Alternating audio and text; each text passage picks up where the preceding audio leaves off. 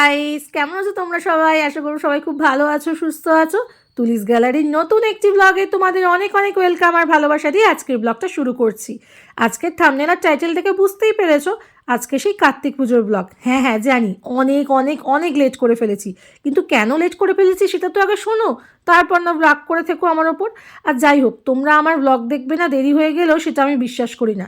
তোমরা আমাকে একটু হলেও তো কিছু জন আছো যারা আমাকে খুব ভালোবাসো, কারণ আমার ব্লগগুলো দেখো, একদম মিস করো না। তাই ভাবলাম আমার ফ্যামিলি মেম্বারের সাথে লেট হলেও ভিডিওটা শেয়ার করবো না, কারণ এটা তো আমার জীবনে একটা স্পেশাল দিনই বলতে পারো।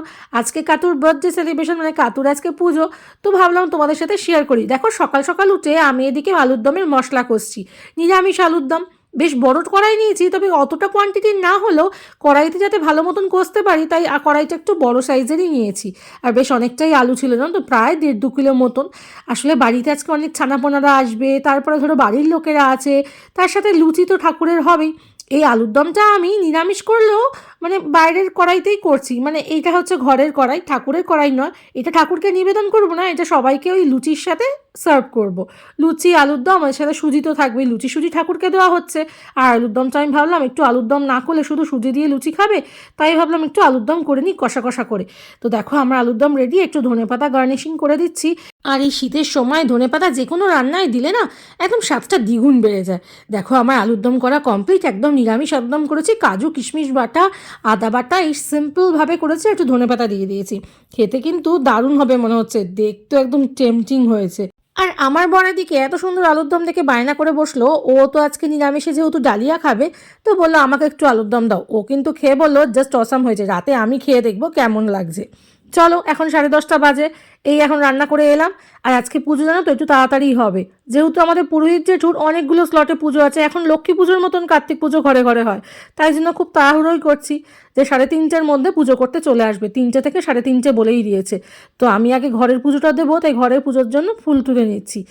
বাবা লোকনাথের জন্য এই লোকনাথ জবা গাছটা বসিয়েছিলাম, যদিও এটা সাদা জবা, লোকনাথ জবা আমাদের বাড়িতে আছে। আর ওদিকে গোপুর জন্য নীলকণ্ঠ গাছ থেকে নীলকণ্ঠ, মানে অপরাজিতা ফুল, গোপুর ফেভারিট। আর এদিকে দেখো দাদা চলে এসেছে সকালবেলা, মোটামুটি ওই 11টা বেজে গেছে। ও তাড়াহুড়ো করে চলে এসেছে, কারণ অনেকগুলো লুচি করতে হবে, প্রায় ধরো 1.5 কিলো ময়দার লুচি একবারেই করে নেবে ইন্ডাকশানে। আর এই ইন্ডাকশানটা না আমার ফার্স্ট অ্যানিভার্সারিতে আমাদের বাড়ি থেকেই দিয়েছিল, মানে আমার বাপের বাড়ি থেকে। তো এটা আমার খুব কাজের জন্য, মানে এটা আমি চেয়েছিলাম ঠাকুরের পুজোর জন্য যাতে একটা কিছু থাকে, মানে ইন্ডাকশান ওভেন তো লাগে, তো আমি ইন্ডাকশানই নিয়েছিলাম।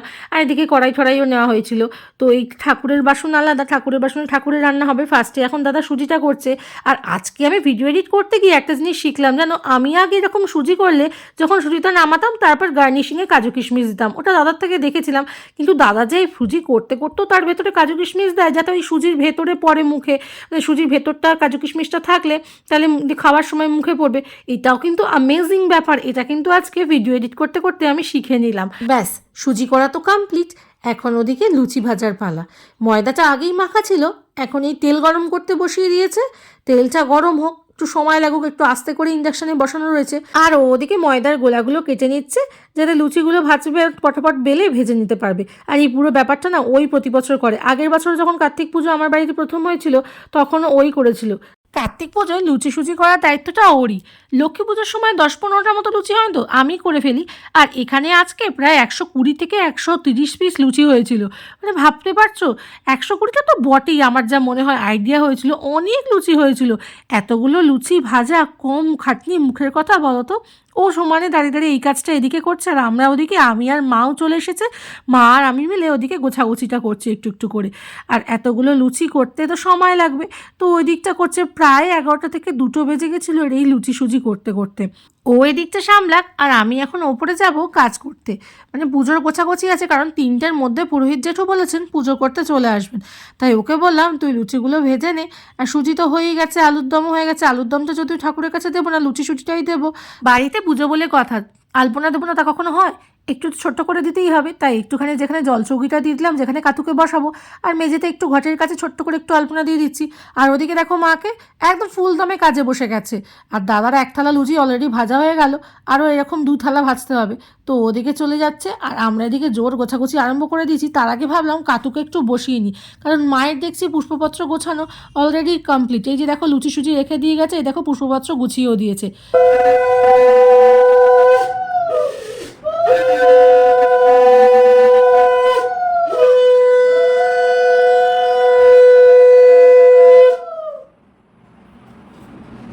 কাকু বসে যাও, বসে যাও। এই ছাড়, ঠিক আছে, এখানে সমান সমান ঘটে দেখো। আমাদের অর্ধেক গোছাতে গোছাতে দাদা আর এক থালা লুচিও ভাজা হয়ে গেল। আর এখন আমি কাতুকে বসিয়ে নিয়ে একটু মালা টালা পরিয়ে দিচ্ছি, আর ওদিকে আমার গোপু সোনাকেও একটুখানি মালা পরিয়ে দিচ্ছি। দাদা ভাইয়ের বার্থডে সেলিব্রেশন বলে কথা, আর আমি আর মা বসে গেছি এদিকে গোছাগুছি করতে। মা ফল টল কুটছে, আর আমি ওদিকে নৈবেদ্য গোছাবো, আরও মিষ্টি ফিষ্টি গোছানোর আছে। আর সময় তো খুব তাড়াতাড়ি এগিয়ে যাচ্ছে, আজকে মনে হচ্ছে ঘড়ির কাঁটা একদম দৌড়াচ্ছে বলতে পারো, একা হাতে পুরোটা সাজানো। তবে আমি এই পুজো একটা ম্যাস আপ করে দিয়েছি, সেই ম্যাস আপের ঘটনাটা আমি তোমাদেরকে বলছি। আমি এখন নৈবেদ্য সাজাচ্ছি, মাকে বললাম যাও যাও তুমি শিগগিরই রেডি হয়ে নাও, কারণ মা দেখো ওই এক থালা ফল কুটে ফেলেছে। তো মাকে সমানে আমি বলছি রেডি হও, কারণ 3টে বাজতে চললো, পুরোহিত চলে আসবে, পুরোহিত কাজ যেসব বলেছেন 1 মিনিটও লেট করতে পারবেন না, কারণ আজ যেহেতু শনিবার, তো শনিবার দিন ওনার বড় ঠাকুরের পুজো থাকে।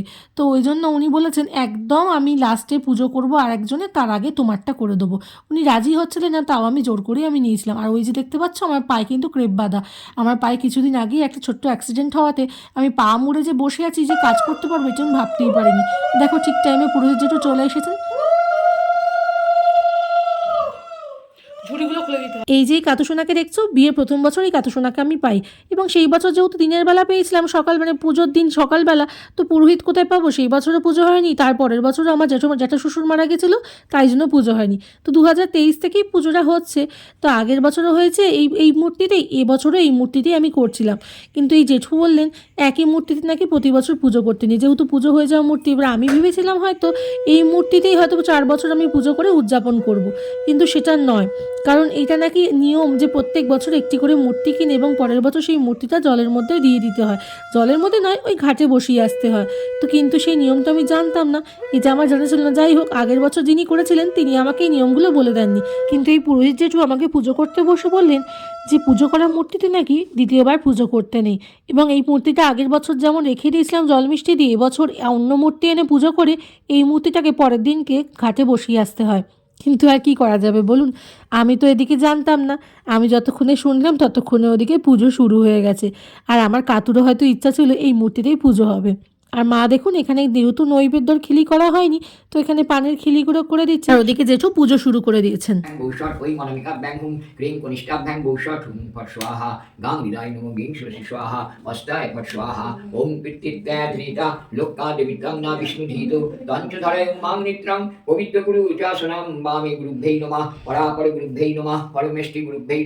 দক্ষিণে গণেশায় নমঃ, ঊর্ধ্বে ব্রহ্মণ্যে নমঃ, পশ্চাতে ক্ষেত্রপালায় নমঃ, অধো অনন্তায় নমঃ, সম্মুখে পূজিত দেবতা ওম দেব সেনাপতি কাঙ্কার্তিকেয় নমঃ।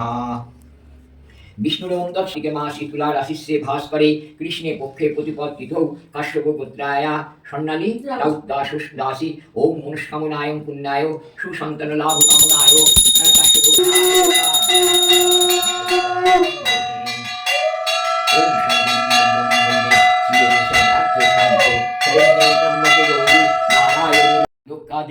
বিষ্ণুধীত পঞ্চধরায় মাং মিত্রং পবিত্র কুরুচাসনম এতে গন্ধ পুষ্পে সাই নমা এতে গন্ধ পুষ্পে আদিত্যাদি ইন্দ্রাদি দশদিক পানি ভূ দেবতা পরিবার গণিক ভূই নমা।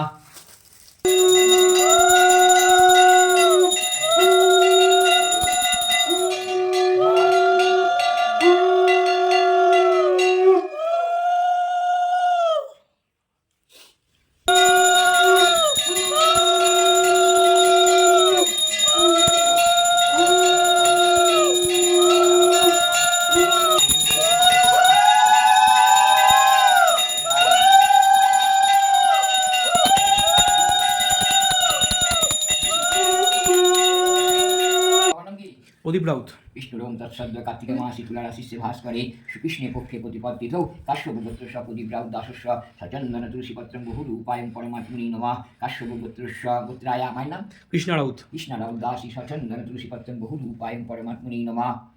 কাশ্যপগোত্রস্য ঋজু রাউত দাসস্য সচন্দন তুলসীপত্রং বহুরূপায়ং পরমাত্মনি নমঃ। কাশ্যপগোত্রায় স্বর্ণালী রাউত দাসী সচন্দন তুলসীপত্রং বহুরূপায়ং পরমাত্মনি নমঃ। পুণ্ডরীকাক্ষং মঙ্গলায় মঙ্গলম তনু হরি সচন্দন তুলসীপত্রং বহুরূপায় পরমাত্মনে শ্রী বিষ্ণু নারায়ণায় নমঃ।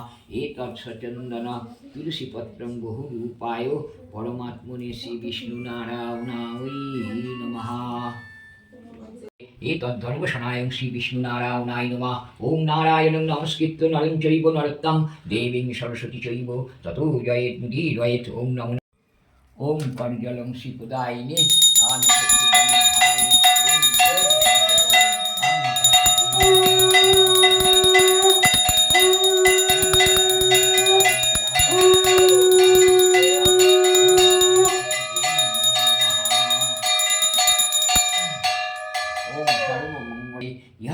इहा गच्छो इहो तिष्ठो इहो अत्राधिष्ठानं कुरुतः मम पूजा गृहाण। আমার হাতটা ধুয়ে নাও, দুটো হাত ধুয়ে নাও। হাত জোর করে বলো নম অপবিত্র পবিত্র বা সর্বাবস্ত্রান গত হপি বা যৎসরে রুচি নম মাধব মাধব বাচি মাধব রিধি সরিন্তি সাধব সর্বে সর্ব কার্যেষু মাধবম শ্রী মাধব। ডানাতে চেপে দাও, বলো নম কর্তে অস্মিন গণেশাদি নানা দেবতা পূজাপূর্বক মদ্গৃহে মানসিক দ্বিতীয় মানসিক দেব সেনাপতি কাঙ্কাতিকাদি পূজা কর্মাহং করিষ্যামি। নমঃ ভবন্ত্রোধি ভ্রুবন্তু নমঃ ভবন্ত্রোধি ভ্রুবন্তু নমঃ ভবন্ত্রোধি ভ্রুবন্তু নমঃ।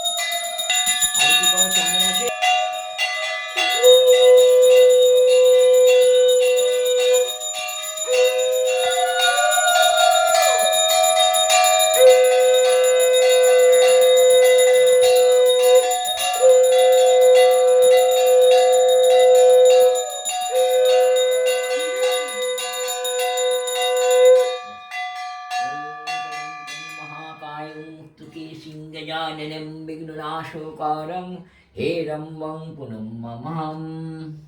পুজো হয়ে যাওয়ার পর ঠাকুরঘরটা আমরা একটু বন্ধ করে গেছিলাম, তাই একটু তালি মেরে ভেতরে ঢুকছি যাতে কাতু যা যা পছন্দ হয় সেগুলো যাতে খেয়ে নিতে পারে। আর এই দেখো আমার ছোট্ট কাতু, কি মিষ্টি লাগছে না বলো। এই মিষ্টি মুখটাকে কি করে আমি বসিয়ে আসতাম, যেটা আমি নিজের হাতে করে পেয়েছিলাম, মানে নিজে আমাদের বাড়ির গেটের সামনে আমার বিয়ের প্রথম বছরই কাতুকে আমার বসিয়ে দিয়েছে। এবং ঘুম থেকে উঠে আমার শ্বশুরমশাই মর্নিং ওয়াক যাওয়ার সময় কাতুকে পাই গেটের সামনে। তারপরে সেই বছর নিয়ে এসে ফল মিষ্টি দিয়ে পুজো করি। তারপর তো তোমাদের সব বললামই। একজন বসে খাচ্ছে আর এখানে একজন বসে নিজের খাওয়াটা হয়ে গেছে, এখন ভিডিও করছে আমার। আলুর দমটা সুপার ফাইন। কোনটা? আলুর দমটা। দাদা লুচিও সুপার ফাইন, সুজিও সুপার ফাইন। আর আমি একটু খাওয়া দাওয়া করে দেখো এখানে সবার জন্য খাবার নিয়ে যাচ্ছে। এখানে উ এসেছে, উয়ের জন্য উ যেহেতু ফল টল খায় না কিছু, তাই একটা খেজুর দিলাম ফলের মধ্যে। আর তাছাড়া দেখো সব লুচি সুজি মালপোয়া মিষ্টি নিয়ে গেলাম, যদিও সবগুলো খাইনি, মিষ্টিগুলো সব তুলেই দিয়েছে, লাড্ডু মিষ্টি সন্দেশ সব তুলেই দিয়েছিল। আর এদিকে দেখো আমি সুজিগুলো কেটে কেটে রেডি করছি, কারণ ওদিকে আমার ছানাপোনাগুলো এসে গেছে। আর মা এদিকে দেখছে সবগুলো আমি ঠিকঠাক গুছিয়ে দিচ্ছি কিনা, কারণ মা আর দাদা মিলে সারাদিন এত স্ট্রেন দিয়েছে, আমি সত্যি ওদের কাছে মানে কি বলবো গ্রেটফুল, যার জন্য আমাকে একদমই খাটতে হয়নি বলতে পারো। তো এইদিকে আমার ছানাপোনাগুলো এসে গেছে, ওদেরকে খেতে দিয়ে দিয়েছি। আর ওরা না মিসকে খুব ভালোবাসে, আর মিসও ওদেরকে প্রচণ্ড ভালোবাসে।